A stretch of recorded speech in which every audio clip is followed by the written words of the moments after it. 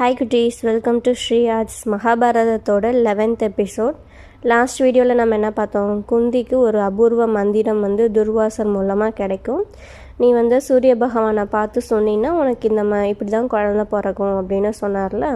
இப்போது இந்த வீடியோவில் என்ன பார்க்க போகிறோம் அப்படின்னா, குந்தி கங்கை ரிவரில் நின்றுட்டு யோசிச்சுட்டு இருப்பாங்க. சும்மா அங்கிட்ட இங்கிட்ட பார்த்துட்டு யோசிச்சுட்டு இருப்பாங்க. இந்த மாதிரி துர்வாசர் சொன்னாரே அப்படின்னு சொல்லிட்டு சூரிய பகவானை பார்த்து விளையாட்டுத்தனமாக அந்த மந்திரத்தை சொல்லி பார்ப்போம் அப்படின்னு சொல்லிடுவாங்க. உடனே இடி மின்னலோட சூரிய தேவரும் ஒளிவர். அப்போது இந்த மாதிரி நீ இந்த மந்திரத்தை சொன்னதுனால நாங்கள் வந்திருக்கேன், உனக்கு கண்டிப்பாக நான் குழந்தை வரத்தை நான் தருவேன் அப்படின்னு சொல்லிட்டு அவர் ஒரு குழந்தைய கையில் வரமாக கொடுத்து இந்த மாதிரி சொல்வார். உன்னுடைய பையனுக்கு நாட்டை ஆள்ற சக்தி இருக்கும், ஆனால் அவனால் ஆள முடியாது. மறைஞ்சு வாழ்வான், பின்னாடி உன் கண் முன்னாடி தான் வாழ்வான்.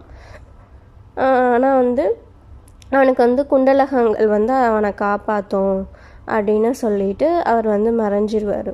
குந்தி தேவிக்கு ஒன்றுமே புரியாது. ரொம்ப பயத்தில் என்ன பண்ணுறதுனே தெரியல. ஐயோ, நம்ம பாட்டு விளையாட்டுத்தனமாக சொல்லிட்டோம், இது உண்மையாலுமே நடந்துடுச்சே, துர்வாசருக்கு தெரிஞ்சிச்சுன்னா அவ்வளோதான், அவர் ரொம்ப கோபக்காரரே, சாபம் விட்டுருவாரே, என்ன பண்ணுறதுனே தெரியலையே, தெரியாமல் சொல்லிட்டோமே, சூரிய தேவர் எதுவும் போய் சொல்லிடுவாரோ, அந்த மாதிரி பயத்துக்கு போயிடுவாங்க.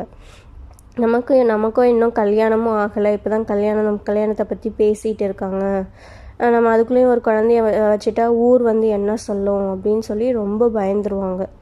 உடனே என்ன பண்ணுறதுன்னு தெரியாமல் அவளோட ஃப்ரெண்டு தத்ரின்னு ஒருத்தி இருப்பாள்.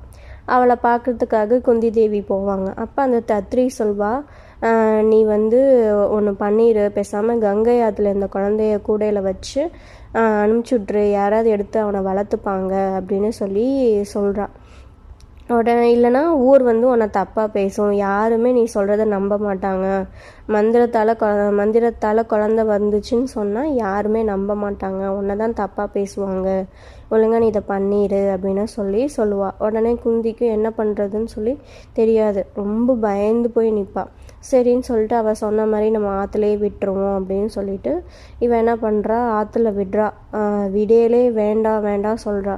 நீ விட்டு தான் ஆகணும், வேறு வழியே இல்லைன்னு தத்ரி சொல்லவும் என்ன பண்ணுறாங்க, கூடையில் பூலாம் வச்சு அந்த குழந்தைய மிதக்க விடுறாங்க. அந்த குழந்தையும் மிதந்து பாவம் நைட்டு ஃபுல்லாக சாப்பிடாம அழுதுகிட்டே ஆற்றுல போயிட்டுருக்கு. அடுத்த நாள் என்ன ஆகுது, அதிரதன் ஒருத்தர் இருப்பார். அவர் அஸ்தினாபுரத்தில் திருதராஷ்டிரனுக்கு தேர் சாரதியாக இருப்பார்.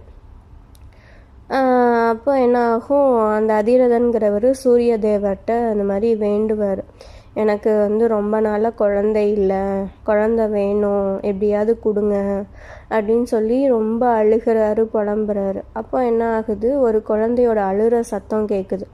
என்னடா ஏதோ அழுகிற சத்தம் கேட்குதே அப்படின்னு சொல்லிட்டு பார்ப்பாரு, எட்டிட்டு போய் பார்ப்பாரு. அப்போ ஒரு கூடையில் குழந்தை இருக்கும்.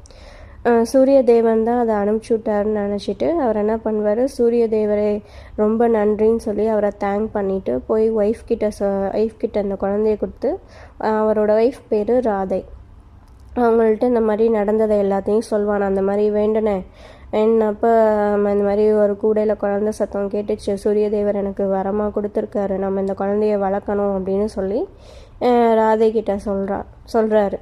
உடனே அவங்களும் என்ன பண்ணுறாங்க, 2 பேரும் சேர்ந்து அந்த குழந்தைய வளர்க்கலாம் அப்படின்னு சொல்லிட்டு அந்த குழந்தைக்கு பேர் சூட்டுறாங்க.